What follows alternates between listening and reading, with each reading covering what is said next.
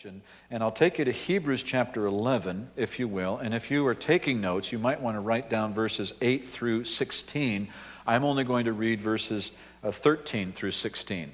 And to put it in the context of what it's talking about now, these men and women of faith who followed what God said to them, people like Abram, who ended up actually living in the promised land. I mean, they're where they're supposed to be. They're in the center of God's will. And yet these are people who somehow still don't quite fit even in this place of promise. And let me read these verses to you. All these died in faith without receiving the promises, but having seen them and having welcomed them from a distance and having confessed that they were strangers and exiles on the earth. For those who say such things make it clear that they are seeking a country of their own. And indeed, if they had been thinking of the country from which they went out, they would have had opportunity to return. But as it is, they desire a better country, that is, a heavenly one.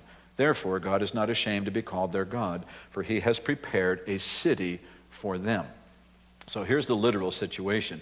These are people like Abram who get called into the land of promise. And what he says is that if they were thinking of the land out of which they had come, thinking about the good old days when we used to, they would always have opportunity to go back. And our thinking of the past is a gateway that we leave wide open that keeps drawing us back into the past. We forget that what we now call the good old days, back when we were in the midst of them, weren't the good old days. We had all kinds of torture and pain and whatever. So the principle is, don't think about where you've come out of. But here are people who come to the promised land and still feel like strangers and aliens.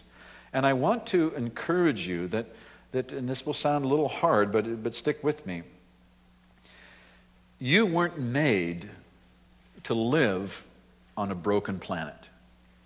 And no matter how wonderful your spiritual life may ever get, let's say for those 12 seconds in a given month that you've decided to forsake sin and go for it in God, when you are riding high and excited, and thank you, Jesus, for those brief moments when you are doing so well spiritually, you will still be aware that something isn't right, something is missing. There will be a longing inside of you.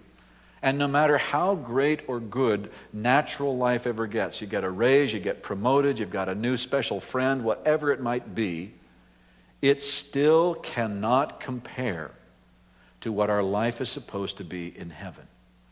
And the very, very, very best day on this planet is nothing compared to the life that we're ultimately called to. It is, in an ultimate sense, always a better thing to leave this planet than to stay.